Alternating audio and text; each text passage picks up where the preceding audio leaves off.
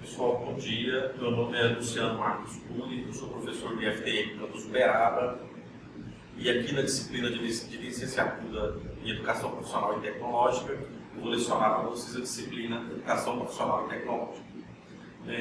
Essa é a aula do curso.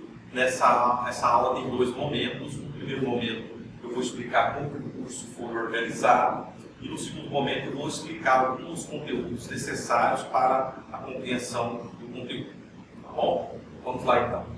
A disciplina se chama Educação Profissional e Tecnológica, EPT, do curso de licenciatura em EPT e FTM Campus Uberaba Parque Tecnológico, e a disciplina acontece agora no segundo semestre de 2019. Pois bem, o nosso curso ele se divide em 3 módulos. Tá? Essa parte que está aqui vai estar disponibilizada para vocês depois na página. Tá? Então o curso é dividido em 3 módulos. O primeiro módulo se chama Mundo do Trabalho, o segundo módulo se chama Corporações de Ofício e o terceiro módulo Educação e Educação Profissional e Tecnológica. Tá bom? Então aqui é a organização do primeiro módulo. Isso aqui está disponível para vocês na página, tá? E vai ser colocado, essa aula também vai ser disponibilizada para vocês depois. No primeiro módulo, o nosso objetivo é compreender que o trabalho é uma dimensão humana que remonta à pré-história e que vivemos num tipo de sociedade complexa que só é possível devido à existência do trabalho. Tá bom? Para o primeiro módulo, vocês devem assistir essas 3 mídias que estão disponíveis no YouTube, tá? São 2 documentários, um que se chama Trabalho e outro Classes Sociais, e ouvir a música aí da Dona Irã Barbosa, chamada Conceito de Mulher. Depois tem aqui 4 textos indicados, que vocês devem ler, tá bom?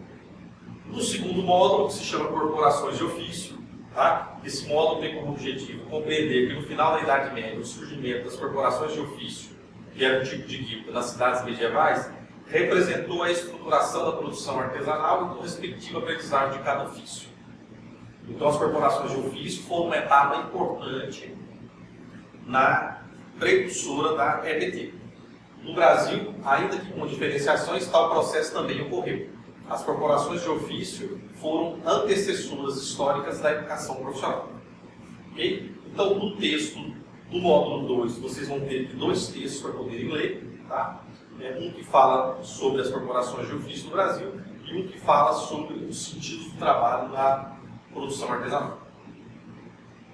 E, finalmente, o terceiro módulo, que é Educação e EPT, cujo objetivo é compreender que a educação profissional corresponde à modalidade escolar que forma profissionais para o trabalho. A educação profissional forma profissionais para o trabalho. Perceber que, historicamente, ela já foi muito discriminada no passado como modalidade destinada aos pobres e desvalidos, situação social que mudou apenas nas últimas décadas. Entender a diferença e aproximações entre educação profissional e educação tecnológica. Educação profissional e educação tecnológica têm proximidades, mas têm diferenças. Compreender que o ensino médio integrado é o modelo brasileiro que busca superar a dualidade histórica que marcou a existência do nível médio. Para o módulo 3, vocês devem assistir aqui 2 mídias, que é um documentário, Educação, que está disponível no YouTube, e uma reportagem do Globo Rural, de 14 de outubro do ano passado, que trata do curso técnico em agricultura integrada ao ensino médio do Instituto Federal do Rio Grande do Norte. Tá? Essa reportagem do Globo Rural mostra uma reportagem feita por outros motivos, mas ela exemplifica bem a importância do integrado. E aí tem 4 textos aqui para vocês poderem ler. Tá bom? Bom, explicado o curso então em 3 partes, nós vamos agora passar alguns esclarecimentos necessários para compreender a disciplina de Educação Profissional e Tecnológica. Ok? Muito bem, primeiro ponto. A história da educação profissional e tecnológica é um prolongamento da história do trabalho. Então, a história da educação profissional é um prolongamento da história do trabalho. Ou seja, primeiro existiu o trabalho, depois existiu a educação profissional. Historicamente falando, a educação profissional surgiu bem depois. Okay? A educação profissional se constituiu historicamente como uma modalidade e etapa da escolarização voltada para a formação para o trabalho. Então, esse é um ponto central para nós. A educação profissional se constituiu historicamente como uma modalidade de escolarização voltada para a formação para o trabalho. Tá bom? Bom, e o trabalho? O trabalho é uma atividade humana pela qual o ser humano age sobre a natureza e sobre si próprio. Tá bom? O trabalho ele é uma invenção humana que permitiu a sobrevivência da nossa espécie. Desse modo, uma das grandes diferenciações do ser humano com relação às demais espécies da natureza é que o ser humano trabalha e, com isso, constrói suas condições de vida e existência. Veja bem, o tipo de sociedade que nós vivemos só é possível graças ao trabalho. Tá? Eu, por exemplo, não sei produzir passador de slides, eu não sei fazer passador de slides. Alguém sabe fazer passador de slides, mas eu usufruo do trabalho de outra pessoa. Então existe uma divisão social do trabalho. Ok? Trabalhos, funções, trabalhos diferentes, preparação para o trabalho diferentes. O trabalho surgiu nas sociedades pré-históricas, portanto, sem trabalho não há vida social. Ok? Bom, uma diferenciação importante aqui para nós. Educação básica, ela é preparação para a vida e para a cidadania. Educação profissional, preparação para o trabalho. Educação tecnológica, formação integral, formação com os fundamentos da tecnologia. Ou seja, por exemplo, o ensino fundamental, hoje no Brasil, antigo ensino primário, por exemplo. O ensino primário, o ensino fundamental anos iniciais, o ensino fundamental, como vocês preferirem, ele é educação básica. Ele não é preparação para o trabalho, ele é preparação para a vida e para a cidadania. Já a educação profissional, ela é preparação para o trabalho. Hoje, no Brasil, a educação profissional, ela ocorre no nível médio para cima. Nível médio, superior e por aí vai. No passado, ela começava um pouco antes, ela começava logo após o primário. Tá bom? Que hoje nós chamamos de ensino fundamental 2. Tá? Essa, inclusive, é a razão pela qual os institutos federais atuam só no nível médio para cima. Tá bom? E educação tecnológica, formação integral, formação com os fundamentos da tecnologia. Ou seja, na educação profissional, nós não temos que apenas ensinar os alunos a usar a tecnologia, temos que ensiná-los também, prepará-los também para compreender a tecnologia. Inclusive ter uma visão, se possível, crítica da tecnologia. Porque a tecnologia é um produto humano. Okay? Nem, portanto, nem toda educação profissional é uma educação tecnológica. Okay? No passado, a gente vai comentar isso aqui, no passado, boa parte da educação profissional não era tecnológica. Ela era única e exclusivamente preparação para o trabalho. Bom, durante milênios, a aprendizagem para o trabalho manteve-se não escolarizada, aprendizagem direta. O que é isso? A formação para o trabalho nem sempre ocorreu em escolas. Até hoje, a formação para muitos postos de trabalho não acontece na escola. A escola não prepara para todas as ocupações, ofícios e profissões que existem na sociedade.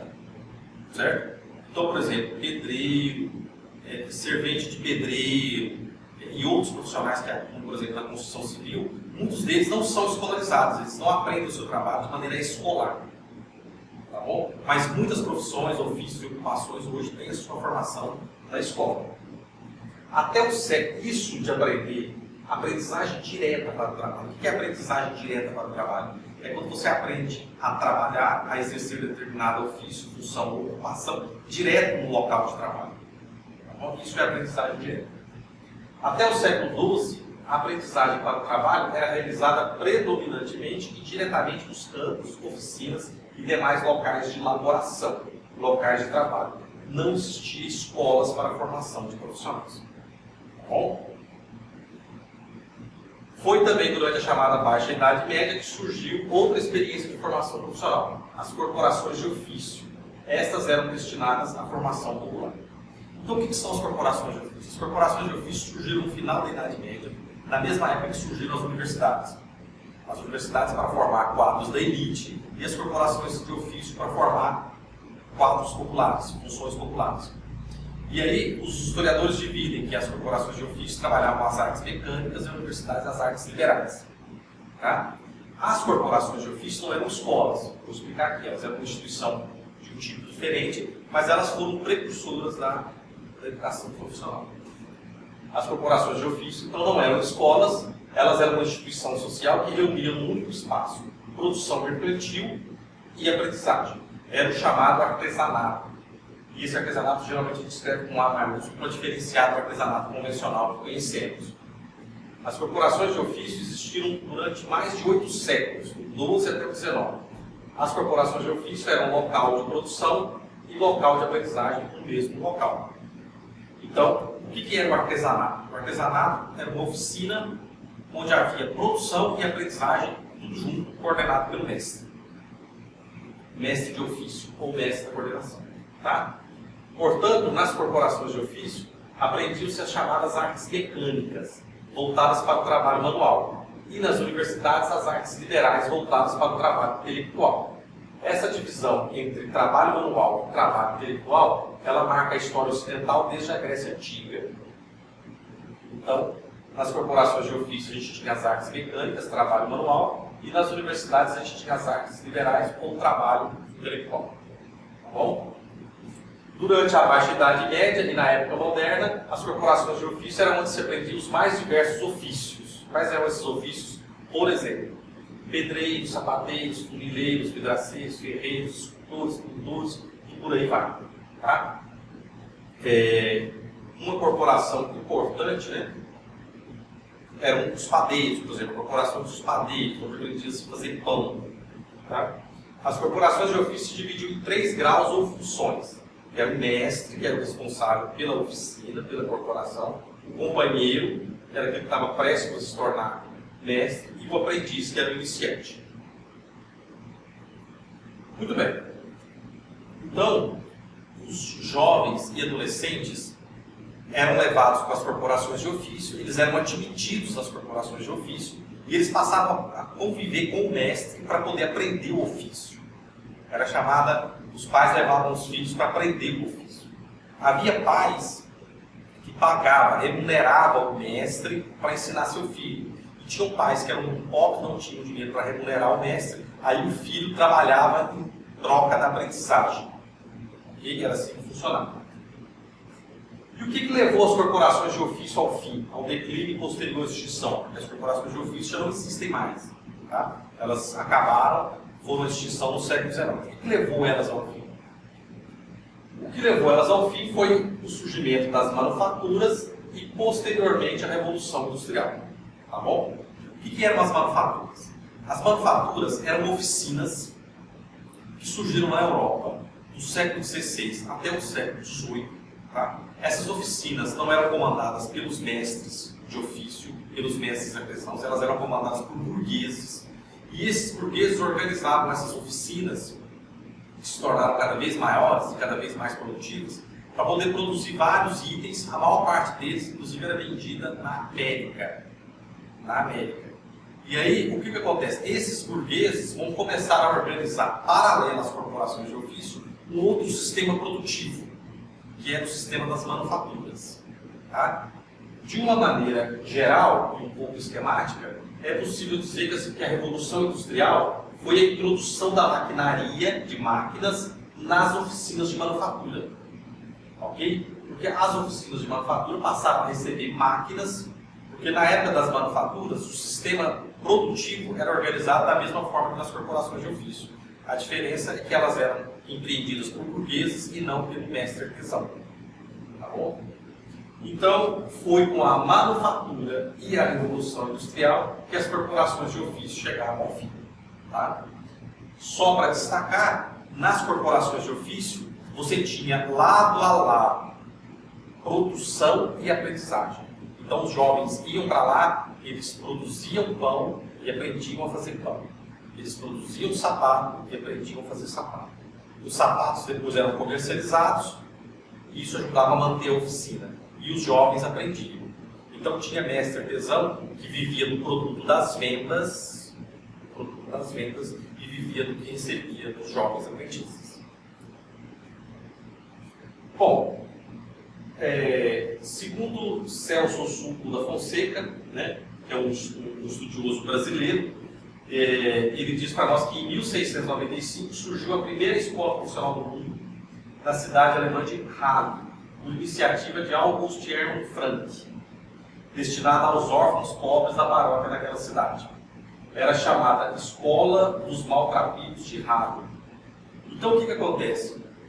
Em 1695, finalzinho do século XVII, virada do século XVIII, já começa a surgir, na Europa primeiro, e depois nas Américas, escolas para ensinar ofícios. E essas escolas para ensinar ofícios, as universidades já existiam, essas escolas para ensinar ofícios eram destinadas às pessoas pobres.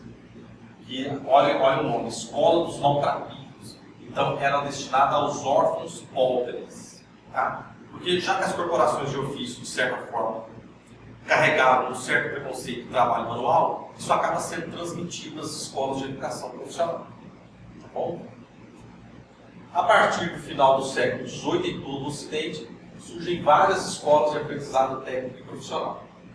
A partir daí, o aprendizado profissional para o trabalho começa a ocorrer em escolas, especialmente constituídas para essa finalidade. É o início da EPD. Então vejam bem, à medida que as corporações vão sendo extintas, à medida que as corporações de ofício vão ficando para trás, vão se abrindo escolas para ensinar os jovens a trabalhar. E essas escolas vão dar origem à educação profissional. Bom, e no Brasil, né? Como é que fica a situação brasileira? Tá? Aqui eu coloquei uma cronologia para vocês, de como que a educação profissional ocorreu no Brasil, tá bom? 1809 é costumeiramente considerado o início da educação profissional no Brasil, com a criação do Colégio das Fábricas por Dom João VI. Tá? Essa iniciativa, o Colégio das Fábricas, ela não prosperou, ela não vingou muito, mas ela é usada para marcar que a partir desse momento aqui, 1809, já havia uma intenção de iniciar no Brasil a estruturação da aprendizagem dos ofícios via escolar. Tá bom? Em 1809, ainda a criação das primeiras aulas de comércio. Tá? Essas aulas aqui, escritas com A maiúsculo, é porque essa aula, quando escrita com A maiúsculo, significa uma autorização do Estado para agentes particulares ou institucionais ensinarem determinado ofício. Então, em 1809, no Rio de Janeiro, criaram as primeiras aulas de comércio, que seriam um equivalente aproximado dos primeiros cursos de comércio, tá? Que seria formação para trabalhar na área comercial. Em 1811, a criação da aprendizagem de ofícios da imprensa régia no Rio de Janeiro. Então, lá na imprensa régia, eles iniciam um curso de aprendizagem para formar os seus próprios quadros. Tá? Observe que isso vai ser uma tendência que vai existir no Brasil, que é de cada organização formar seus próprios quadros. Então, tinha escola da Marinha, tinha escola do Exército, tá? As ferrovias também, as empresas ferroviárias durante o período vão criar escolas profissionais para formar seus próprios quadros. Em 1824, 2 anos após a independência, a primeira Constituição brasileira extingue todas as corporações de ofício. Tá? Isso aqui é considerado o término formal das corporações de ofício, porque na verdade a gente sabe que algumas corporações continuaram funcionando após essa data. Quando o Brasil extinguiu formalmente as corporações de ofício, na verdade ele estava acompanhando uma tendência internacional de extinção desse tipo de aprendizagem corporativa. Por quê? Porque nesse momento aqui você já tem a Revolução Industrial instalada na Inglaterra e mais alguns países europeus, e aí um discurso liberal reclamava que as corporações de ofício tinham monopólios sobre certos setores produtivos. Então, ecoando o discurso liberal, as corporações são extintas. Inglaterra, França e aqui no Brasil. De 1858 a 1886, nós temos a criação dos liceus de artes e ofícios nas províncias. Tá? Então, nós vamos ter 12 instituições criadas nesse período aqui, que são os liceus de artes e ofícios das províncias. Província aqui significa, é o mesmo que nós chamamos hoje de Estado de Minas, Estado de São Paulo. Na época imperial, não falava Estado de São Paulo, Estado de Minas, falava Província de Minas, Província de São Paulo. Essas escolas que foram criadas, esses liceus, eles não tiveram continuidade, muitos deles foram à extinção, e eles eram organizados pelo governo estadual, pelo governo provincial, que falava na época. Em 1909, aqui uma data marco, né?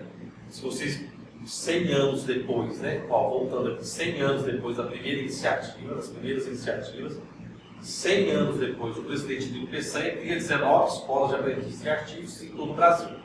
Esse decreto rompe com a dispersão até então existente e configura os traços iniciais da Rede Federal de Educação Profissional no Brasil. Qual que é a diferença? Aqui, em 1909, nós temos o poder federal, nós temos a União, né, o governo federal, criando 19 escolas, e essas escolas vão ter continuidade, elas vão, com todas as dificuldades que elas vão ter, elas vão continuar, né, e subsistem até hoje na rede federal. Diferente dessas escolas aqui, dos liceus estaduais, provinciais, que não tiveram continuidade. Bom, aqui algumas datas importantes. 1930, criação do MEC. Em 37, as escolas de aprendizes e artigos são transformadas em liceus. 42, criação do SENAI. 46, criação do SENAC. Tá? Educação profissional não é uma exclusividade da rede federal. Tá? Educação profissional é todo mundo que forma para o trabalho. Isso inclui SENAC, isso inclui instituições particulares que também oferecem cursos técnicos. A própria rede estadual também ofereceu cursos técnicos, e algumas escolas estaduais até hoje oferecem. Então, a educação profissional não é só a rede federal. Bom, o SESI, o Sistema S, por exemplo, é a educação profissional. Não com a mesma concepção educacional que a nossa, mas também é a educação profissional. Aqui, dois episódios importantes para a gente compreender que a educação profissional no passado tinha uma visão diferente do que tem hoje, que é as chamadas leis de equivalência. A de 50 e a de 53. O que são essas leis de equivalência? As leis de equivalência foram leis criadas no Brasil para igualar os estudantes da educação profissional aos demais estudantes. Porque o que acontecia? Até essa data, 50 e 53, quem fazia um curso de educação profissional estava impedido formalmente e legalmente de prosseguir os seus estudos. Então, um adolescente que fizesse técnico em comércio, técnico em indústria, técnico agrícola, ele não podia prosseguir para o ensino superior. Ele teria que voltar e fazer outro curso de nível médio, chamado científico ou colegial, ok? Para depois poder prosseguir. Os estudantes de educação profissional eram impedidos legalmente, havia uma cláusula de barreira legal que os impedia de continuar os estudos. Tá? Esse impedimento foi derrubado por essas leis de equivalência, que diziam que a educação profissional era equivalente ao curso científico, ou formação científica, ou curso geral, formação geral, para fins de prosseguimento de estudo. Isso aqui é um episódio famoso da educação profissional, que foi pontuado e comemorado por inúmeras pessoas, inclusive por Anísio Teixeira, grande educador brasileiro, que dizia que equiparar a educação profissional aos demais ramos educacionais era uma forma de valorizar a educação profissional. Ok? 1959, criação das escolas técnicas federais. 1967, criação das escolas agrícolas. 1972, criação do SEBRAE. 1978, aqui outra data importantíssima, outra data chave, marca da história da educação profissional, tão importante quanto 1909. Em 1978, são criados os três primeiros CEFETs. O CEFET Minas, o CEFET Rio e o Paraná. Eles foram posteriormente apelidados de CEFETões. Tá? A partir desta data, as instituições de EBT ficam autorizadas a oferecerem cursos de nível superior, desde que seus quadros e condições assim permitissem. Então, o que acontece? Antes de 78, as instituições de educação profissional não podiam ofertar curso de nível superior. Elas tinham que ficar exclusivamente no nível técnico. Mesmo que pudessem. A partir de 78, isso cai por terra com a criação dos três primeiros CEFETs. Tá bom? Bom, 92, criação do SENAR. 93, criação do SENAT. 94, ampliação dos CEFETs. A gente vai ter criação de vários CEFETs. Aqui em Uberaba, inclusive, a criação do CEFET Uberaba, que depois vai dar origem ao IFTM. A criação do SESCOP, em 98, e em 2004 a criação do integrado, técnico integrado ao ensino médio. O que acontece? O técnico integrado ao ensino médio é considerado uma vitória na história da educação profissional. Por quê? Porque ele objetivava colocar a educação tecnológica dentro da educação profissional. Ou seja, o integrado foi um esforço de tentar superar a dualidade histórica que sempre existiu no nível médio brasileiro, que era ou formar para o trabalho ou formar para a vida e para a cidadania. O integrado tenta realizar as duas funções conjuntamente. Daqui a pouco eu vou explicar isso para vocês. Tá? O integrado aqui em 2004 é a data do decreto 51/54. Mas já havia experiências de curso integrado antes em outras instituições, como por exemplo o Cefet Minas, lá na Fiocruz também, a Escola de Saúde Joaquim Venâncio tinha também cursos integrados. Foram experiências precursoras que orientaram a elaboração do documento do decreto de 2004. Tá? Em 2005 nós tivemos a primeira fase da expansão da rede federal, em 2007 a segunda fase da expansão da rede federal, e aqui em 2008 uma outra data-chave, né, que foi a criação dos institutos federais em 2008. Tá bom? O que acontece? A criação dos institutos federais foi uma forma de manter a rede de educação profissional atrelada ao seu compromisso histórico de ofertar educação técnica, e educação técnica de qualidade. Tá? Alguns Cefets estavam caminhando, e inclusive o Cefet do Paraná chegou a virar uma universidade tecnológica, mas alguns Cefets estavam começando a apresentar um perfil de ofertar mais cursos superiores do que técnicos, o que desconfigurava um pouco a história da educação profissional. Tá? Então, nesse sentido, em 2008 foi feito esse rearranjo institucional, né? Uma nova institucionalidade, que foi com a criação dos institutos federais. Bom, passada essa cronologia brasileira, né? Durante a maior parte da história, a educação profissional foi identificada como modalidade destinada para pobres e desvalidos socialmente discriminados. As expressões que aparecem nos documentos de época, tá? Isso aqui eu até coloquei entre aspas para vocês poderem ver. Os alunos de educação profissional eram referidos historicamente dessa forma: eram os desvalidos da sorte, os deserdados da fortuna ou os desfavorecidos da fortuna. Tá? Ou seja, a educação profissional era voltada para esse grupo. Né? Só para lembrá-los lá atrás que a primeira escola de educação profissional que existiu no mundo já era assim. Né? E até avançado no século XX isso continuava. No Brasil, com a aprovação das leis de equivalência, a gente começa a ter uma mudança dessa mentalidade. Tá bom? Uma das evidências dessa discriminação foram os episódios que levaram à edição das leis de equivalência no Brasil, conforme já mencionei para vocês. Tá bom? Então, até 1990, a educação profissional no Brasil estava dividida nas seguintes grandes áreas, tá? Que eram as áreas históricas da educação profissional. Quais eram essas áreas? O normal, o curso normal, o curso industrial, o curso comercial e o curso agrícola. Tá? Se vocês olharem bem, até hoje essas áreas estão presentes na educação profissional. É claro que hoje nós temos áreas novas que não estavam aqui, como por exemplo hoje informática, eletrônica, que são áreas novas. Mas o normal é a formação de professores, e essa é a razão pela qual os institutos federais têm compromisso com as licenciaturas. Tá? Industrial, na área de produção industrial, então nós temos vários cursos técnicos aí. Comercial, acabou se dividindo em contabilidade e administração.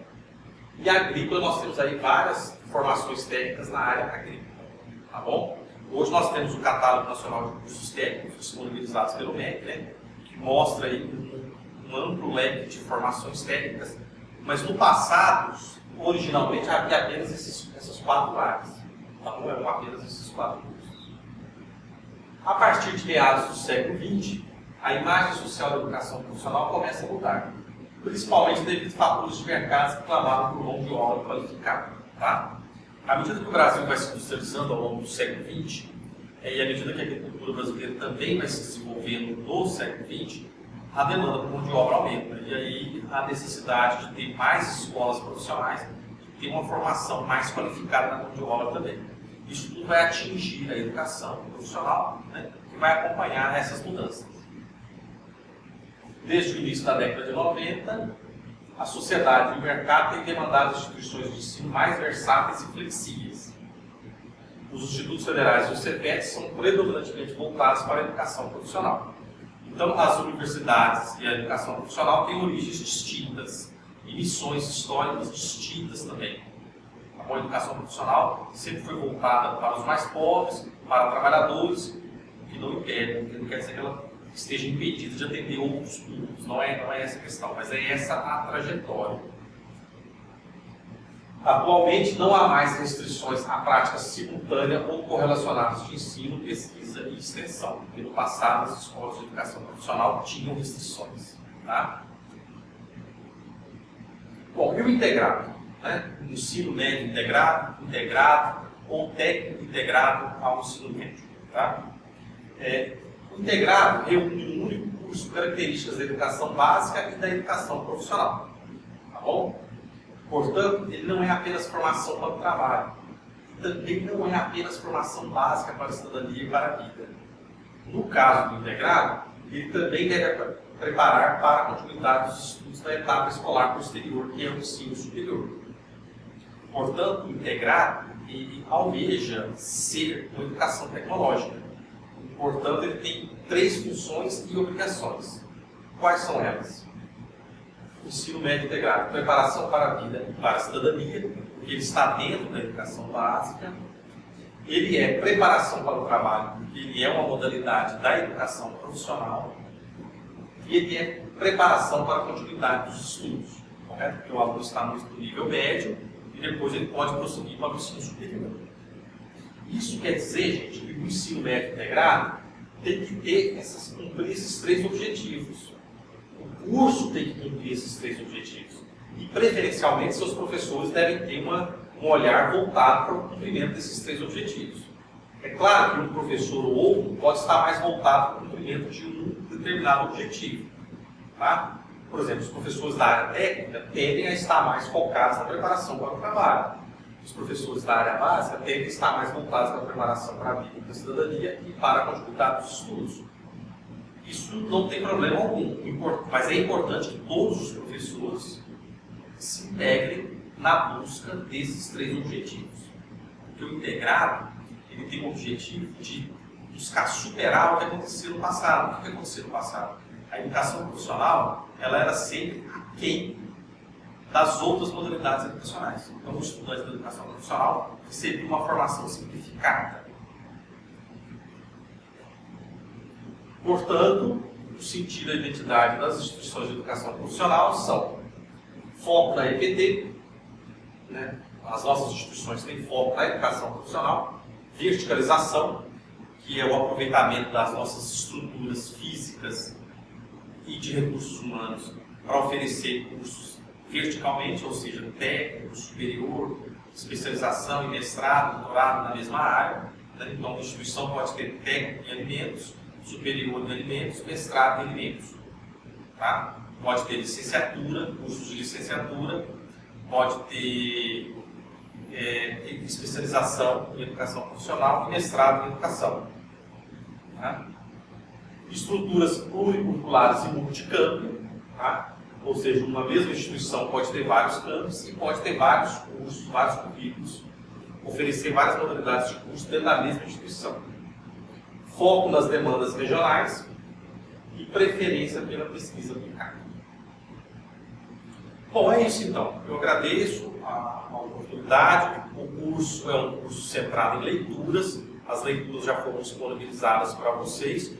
Elas devem ser complementadas com estudos documentários das mídias indicadas. E nós vamos ter aí o chat para poder tirar as dúvidas. Tá bom? Obrigado e até mais.